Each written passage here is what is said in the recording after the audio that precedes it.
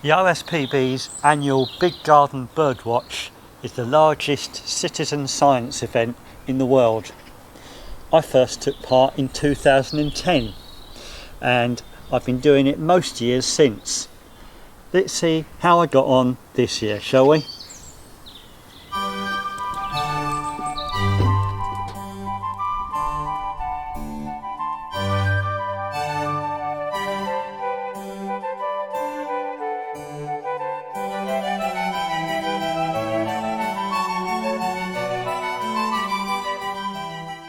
First on the scene, once I'd started my 1 hour countdown, was a pair of blue tits. Next I saw this robin singing up in the top of a silver birch, but I couldn't count that yet as it was in a neighbour's garden. It wasn't long though before it swooped down to my bird table. There was a second one in the bushes off camera to the left, so that brought the species tally to 2. A female house sparrow was next, in the aforementioned bushes, and then a pair of magpies,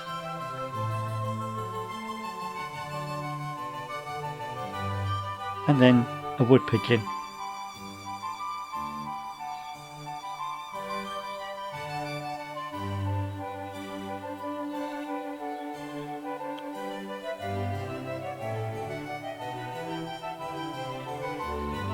Two simultaneous female house sparrows brought their tally up to 2, and likewise for the wood pigeon, which later climbed to 3 when I had 3 of them together briefly off camera.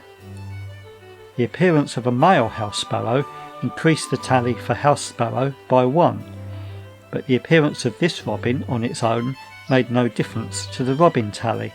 I'll explain why later.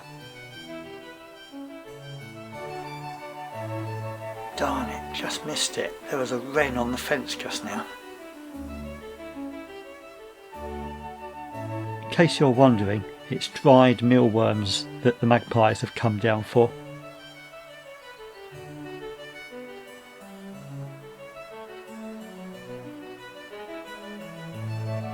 The arrival of this feral pigeon had me wondering whether that needed to be included in the count. Apparently it did. Approaching the end of the hour, I was wondering whether Great Tit was going to make it in this year, but with only a couple of minutes to go, a pair showed up.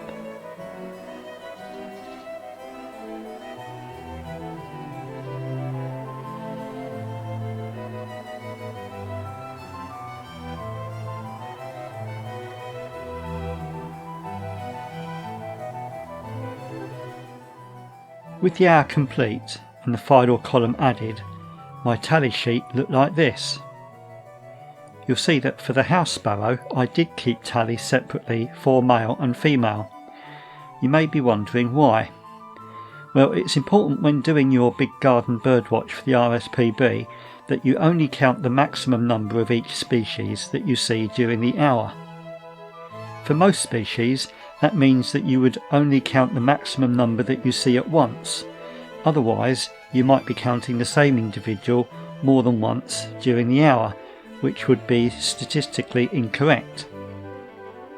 However, the house sparrow is a species which exhibits obvious, clearly visible sexual dimorphism.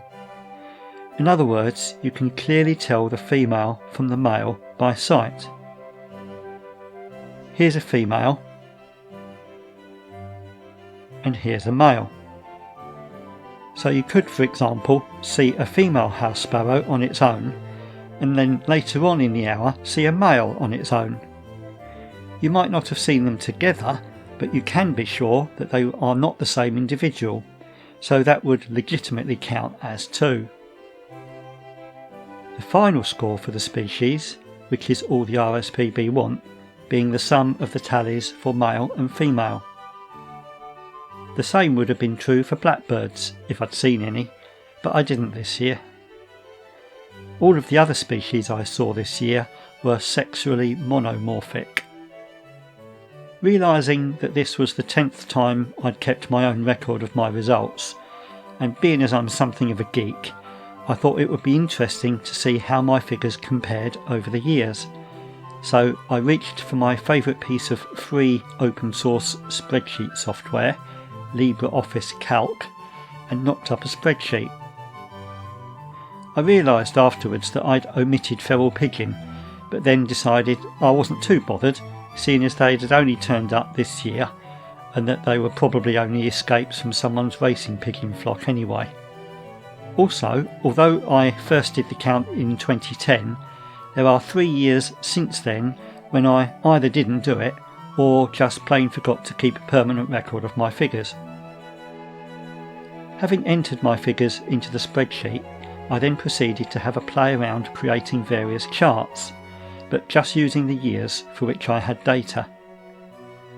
This one, including all of the species seen, is a bit too visually complex to be useful, so I did some charts just showing either similar species or species which usually turn up in similar numbers. Starling and house sparrow,